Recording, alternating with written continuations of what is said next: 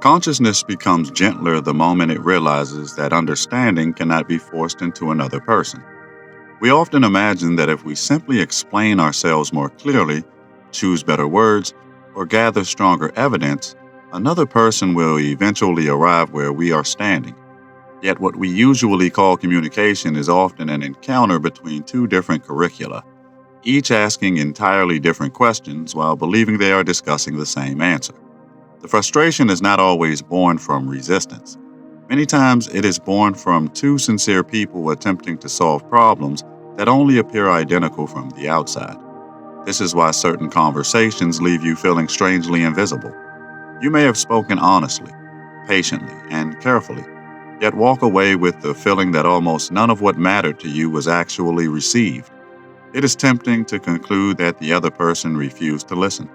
Sometimes that is true, but many other times they listen through the lesson they are currently living. And every sentence you offered was translated into the language of that lesson before it ever reached awareness. They did not hear your experience directly. They heard what their curriculum had prepared them to notice. The same process is occurring within you. Every observation you believe to be obvious is being filtered through the development task your own life is presently emphasizing. You notice patterns that once remained invisible because your attention has been shaped by countless experiences that taught your nervous system where significance lives. Another person may stand beside you, witnessing the identical moment, while entirely different details become meaningful. Neither observation necessarily cancels the other. Reality often contains far more information than either curriculum currently requires. Think about how children and adults can watch the same film together. The child notices adventure, danger, excitement, and reward. The adult may quietly notice sacrifice, grief, responsibility, or the cost hidden beneath every decision. The film itself did not change. What changed was the set of questions consciousness naturally carried into the experience. Growth does not merely add knowledge. It reorganizes what the mind instinctively searches for before conscious thought even begins. Because of this, development is less about collecting answers than about changing the questions that arise automatically. Entire dimensions of life remain practically non existent until consciousness begins asking for them. Compassion cannot become obvious while survival occupies every available resource. Nuance cannot become attractive while certainty feels necessary for psychological safety. Patience cannot appear valuable while urgency still defines identity. The lesson determines the question, and the question determines the world that becomes visible. Many conflicts persist because people assume disagreement always concerns facts. Often it concerns developmental timing instead. One person is attempting to establish healthy boundaries after years of self-abandonment. Another is attempting to soften rigid defenses built through isolation. They may give opposite advice while each speaks truthfully from the curriculum currently transforming their own life. Without recognizing the different lessons involved, each assumes the other must simply be mistaken. This realization changes how you interpret behavior. Instead of immediately asking whether someone is right or wrong, wise or foolish, mature or immature, another question quietly appears. What problem is consciousness attempting to solve through this person's current way of seeing? Suddenly, behaviors that once seemed irrational begin revealing an underlying intelligence, even when that intelligence is incomplete. Every adaptation exists because at some point it answered a question that life made unavoidable. This does not mean every behavior should be accepted without discernment. Harm remains harm. Manipulation remains manipulation. Cruelty still creates unnecessary suffering. Recognizing curriculum does not require abandoning responsibility. It simply prevents your understanding from becoming shallow enough to believe behavior exists without history, or reaction exists without some previously learned relationship to reality. There is a profound difference between explaining behavior and excusing it. Explanation expands perception. Excusing removes accountability. Consciousness grows through both compassion and consequence, not one instead of the other. Sometimes the most loving response to another person's curriculum is kindness. Sometimes it is distance. Sometimes it is allowing life to become the teacher where your words no longer can. This is why your environment matters in ways far deeper than comfort or preference. The people surrounding you are rarely accidental participants in your education. Each relationship continually exposes what still captures your attention, what still provokes unconscious reaction, and what has quietly become integrated enough that it no longer demands your energy. Other people reveal where your curriculum is unfinished, not because they intentionally provoke you, but because interaction exposes structures that solitude often leaves hidden. You may discover that one individual consistently awakens defensiveness within you. Another continually invites comparison. Someone else seems to evoke unexpected tenderness or patience that surprises even you. It is easy to believe these experiences are primarily about the other person. Yet each interaction functions like light entering a room, illuminating architecture that already existed within consciousness before the encounter began. The relationship did not create the structure, it revealed it. Over time, something remarkable begins happening. You become less interested in controlling who enters your life and more interested in observing what their presence reveals while they are there. This does not eliminate discernment. You still choose healthy relationships. You still recognize harmful dynamics. But your attention gradually shifts away from asking, "Why are they like this?" toward asking, "Why did this interaction become psychologically significant within me?" That question consistently leads inward, where genuine transformation becomes possible. As this shift deepens, patience begins taking on an entirely different meaning. Patience is no longer waiting for others to become who you wish they were. It becomes trust that consciousness unfolds according to rhythms that cannot be rushed through argument, pressure, or disappointment. Seeds are not improved by demanding that they resemble trees before their roots are formed. Neither are human beings transformed by being measured against lessons they have not yet encountered. Ironically, this patience also changes how you relate to yourself. Many people become frustrated because they compare today's understanding with tomorrow's possibility, forgetting that every insight they now possess once seemed impossible to recognize. The person you were years ago was not failing because they lacked your current perspective. They were faithfully participating in the curriculum available to them then. Your present understanding was built from lessons that could not have been skipped, only lived. When you truly see this, gratitude begins extending in every direction.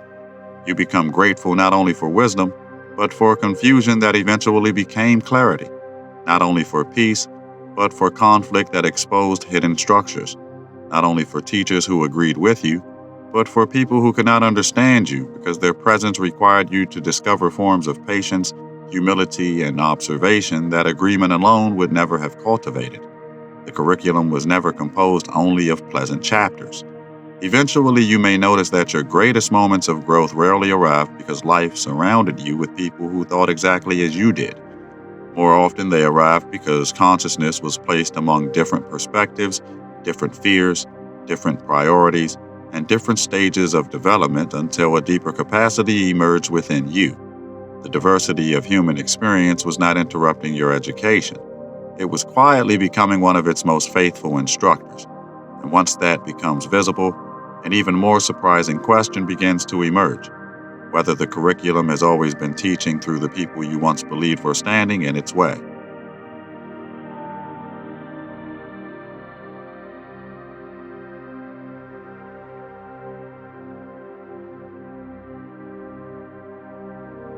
Every curriculum eventually reaches a point where it mistakes its own lesson for reality itself. This is one of the most subtle transitions consciousness must move through because it often appears as confidence, clarity, or even wisdom. A person discovers something that genuinely transforms their life, and because it transforms them so deeply, they quietly begin believing it must now be the central lesson for everyone else. The insight is real. The error appears only when universality is assigned to what was actually developmental specificity. This happens because consciousness naturally remembers the lesson that liberated it. If fear once dominated your life, courage begins to seem like the answer to every problem. If people pleasing once defined your relationships, boundaries begin to appear as the medicine every person requires. If isolation once became your prison, connection begins looking like the missing ingredient everywhere you turn. The lesson that healed you continues illuminating perception long after the wound itself has begun closing. There is beauty in this because it allows lived experience to become generous rather than theoretical. Yet there is also limitation because generosity can slowly become projection without anyone intending it. We begin handing others the map that helped us, forgetting that maps describe particular terrain rather than the entire landscape. The person standing before us may not be lost in the forest we escaped. They may be crossing a desert we have never personally walked.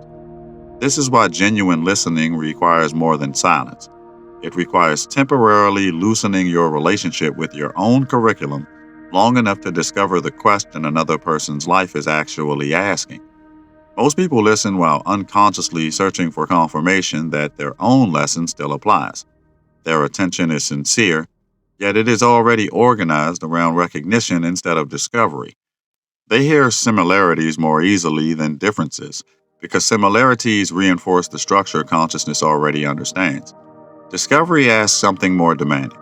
It asks consciousness to remain present, even when another person's experience refuses to fit comfortably inside familiar categories. Instead of immediately translating what you hear into what you already know, you remain with the discomfort of not yet understanding. This uncertainty often feels less satisfying than explanation, yet it is precisely where perception begins expanding beyond its previous curriculum. Growth frequently begins not with certainty, but with the willingness to leave certainty temporarily unfinished. This is why humility is not the opposite of knowledge. It is the ability to let knowledge remain flexible while reality continues revealing itself. There is a form of certainty that closes observation because it believes the lesson has already been completed. There is another form of confidence that remains deeply curious because it recognizes that every completed lesson prepares consciousness for one it cannot yet imagine. The wiser consciousness becomes, the less threatened it feels by what it has not yet learned.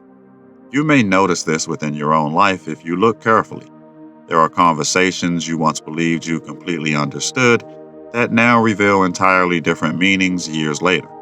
There are memories that have not changed factually, yet have changed psychologically because your curriculum has continued unfolding around them.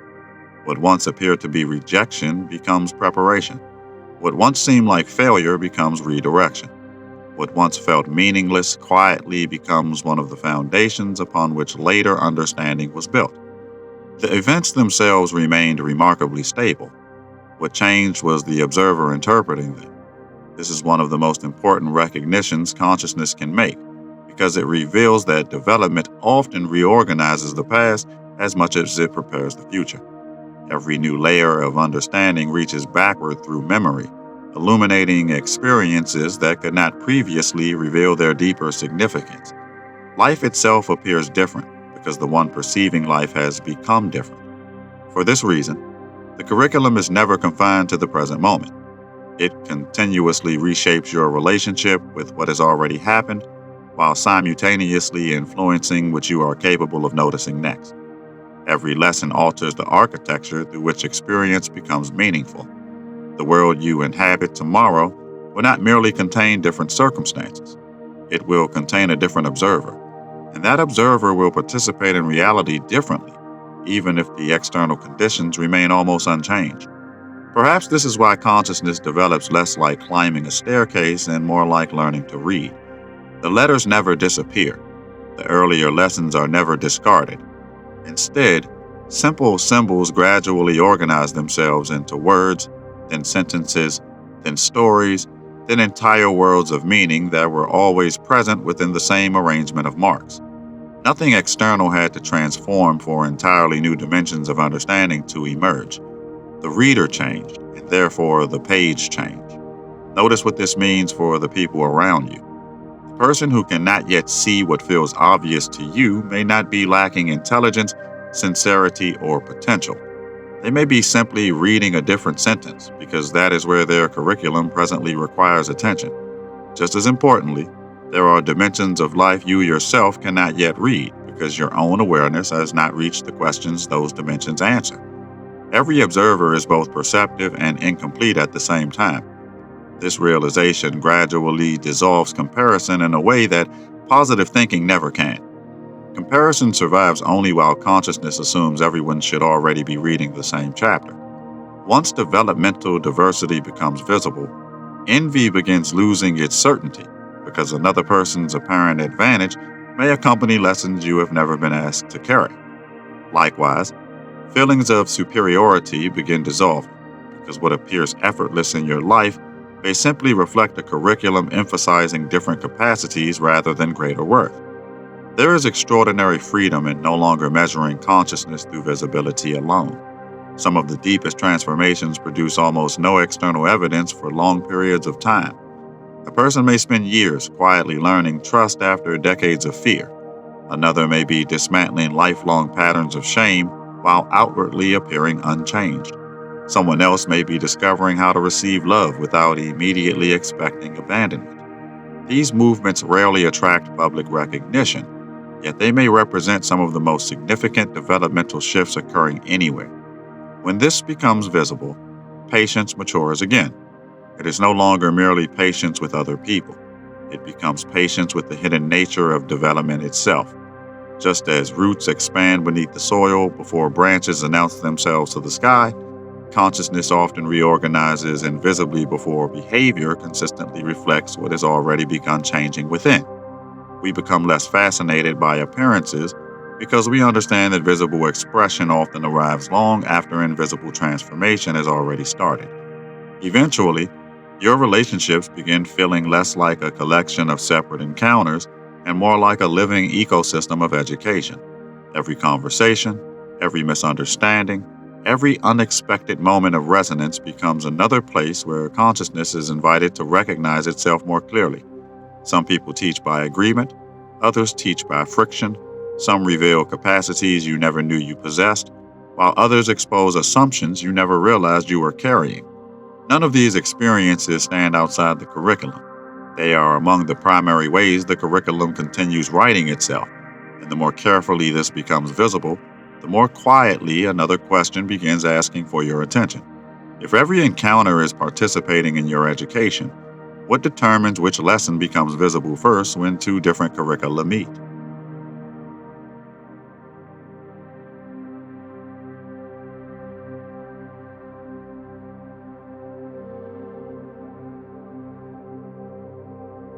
When two different curricula meet, the lesson that becomes visible first is rarely determined by who speaks more clearly. It is determined by what each consciousness is most prepared to encounter. Life has an extraordinary way of placing the next lesson just beyond the edge of what feels comfortable, but never so far beyond that participation becomes impossible. The curriculum is not imposed from outside. It unfolds through relationship between readiness and encounter. This is why the same event can awaken entirely different transformations in different people. A difficult conversation may teach one person courage because they have spent years avoiding honesty. That identical conversation may teach another person restraint because they have spent years confusing honesty with force. Someone else may leave with a lesson in forgiveness, while another leaves realizing that forgiveness does not require continued proximity. The event itself contains possibilities. Consciousness determines which possibility becomes education. This begins changing the way you relate to uncertainty. Instead of demanding to know why something happened immediately, you begin noticing what the experience is inviting into awareness. The question shifts from seeking cosmic explanations to recognizing developmental participation. What is this encounter making visible that yesterday remained unconscious? What capacity is quietly asking to be developed because this circumstance has arrived? These questions do not remove difficulty, but they transform difficulty into relationship rather than opposition. Eventually, you realize that consciousness is educated less by extraordinary moments than by repeated ordinary ones. The curriculum is written into familiar conversations, recurring frustrations, daily responsibilities, unnoticed habits, and countless seemingly insignificant choices. We often wait for life to announce a major lesson while quietly overlooking the hundreds of small observations already pointing toward it. Growth rarely hides itself. It usually disguises itself as normal life. This is why awareness becomes increasingly subtle rather than increasingly dramatic. In the beginning, transformation often feels like discovering entirely new ideas. Later, it becomes recognizing familiar moments with unfamiliar perception. The circumstances may remain almost identical for months or years, yet your participation within them becomes completely different. The curriculum advances not because life becomes new, but because you become capable of meeting the same life differently. There comes a point where you stop asking whether someone belongs in your life simply because they are easy or difficult. Instead, you begin asking whether your relationship with them continues inviting conscious participation or unconscious repetition. Not every relationship is meant to continue forever. Some complete their educational purpose and naturally conclude. Others deepen because both people continue growing beyond the identities that first brought them together. Discernment is no longer based primarily on comfort, but on whether consciousness continues becoming more awake through the relationship. This also changes how endings are understood. An ending is not always evidence that something failed. Sometimes the lesson has simply become integrated deeply enough that the relationship no longer needs to carry the same educational function. We often grieve because we assume permanence measures success. Yet many of life's greatest teachers remain with us only for the period necessary to reveal what could not have been learned otherwise. Completion deserves gratitude, even when it arrives disguised as departure. Likewise, beginnings begin losing some of their uncertainty. You become less concerned with predicting exactly what every new relationship, opportunity, or challenge will become because you trust that each carries its own curriculum whether you recognize it immediately or not.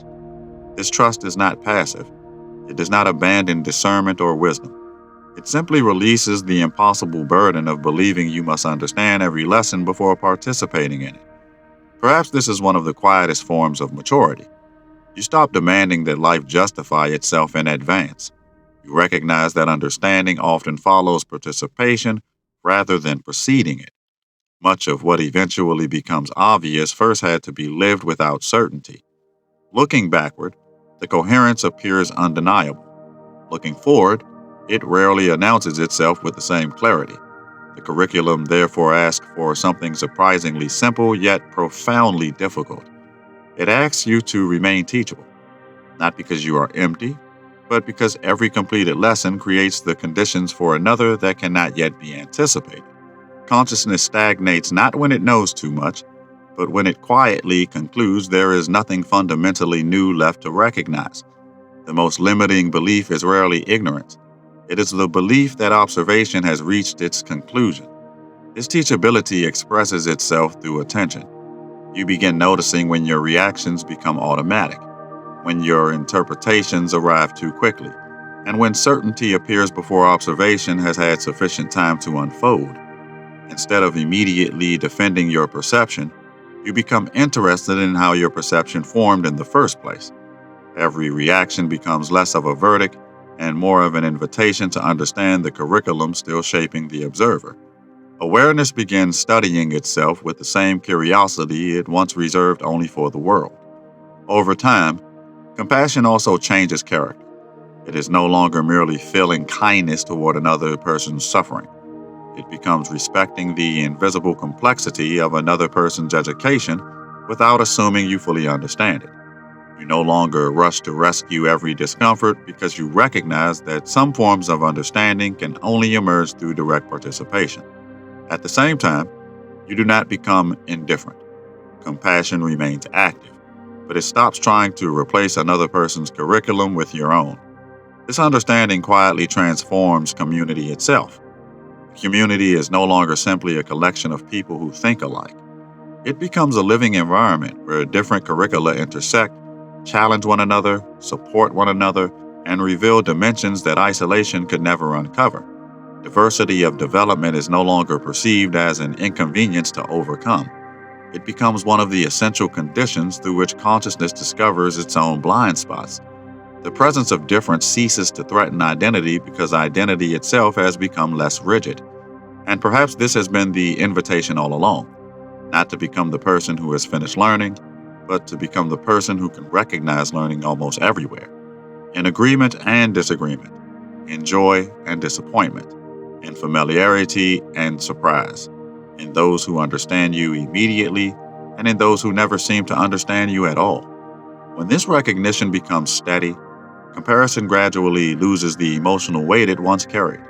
You no longer need another person's curriculum to validate your own, nor your own to invalidate theirs.